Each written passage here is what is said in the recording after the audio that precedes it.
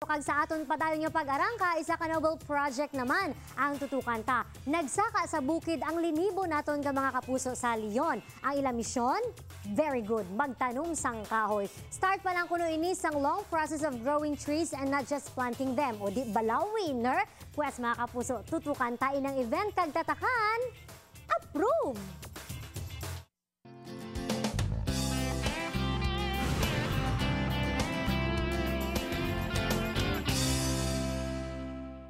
Bilang sabat sa padayon nga nagalala ang problema sang global warming, isa ka tree growing activity ang gipangunahan sa mga pumuluyo sang Banwa, sang Leon nga ginhiwat sa lugar nga ginatawag man Little Baguio sang probinsya, ang Bucari, Leon. Para sa kausa sa pagprotect kag pag-preserve sang aton palibot, nagpasakop man ang iban pa nga mga government kag non-government organization. Event subong is a tree growing activity sang bilog na sektor sang Banwa sang Leon, from the tricycle going up na sa simbahan kag eskwelahan. And this involves mga 3,000 people and 8,000 seedlings and 18 kilometers of area of tree planting going upstreams here in Bucari area. This event is not only the concern of the government, this is concern about any individual.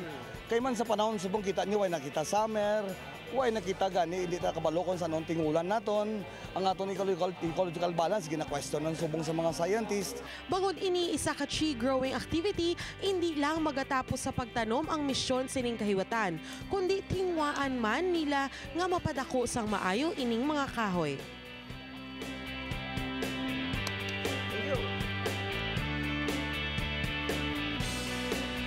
Nang hindi napit man nga bisita si Governor Arthur Defensor nga nakigbahin man sa pagtanom.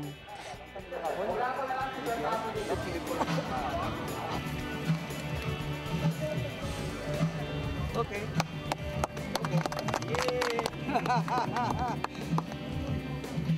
Okay. Alipay gid ako kay ang partisipasyon sang madamo nga mga organisasyon, madamo nga mga asosasyon, madamo nga grupo, mga opisina sang atong gobyerno nasyonal kag lokal, gapakita nga nagmuklat na ang mataas ang kadamuan diri sa probinsya sang Iloilo sa kakinahanglanon nga magpadayon kita sa pagpananom sang aton kahoy. Isa lang ang aton kalibutan, amo nga dapat gid ini amligan kag protektahan. Gani para sa arangkada, ang mga aktibidad nga kaangay sini ang dapat gid tatakan, approve.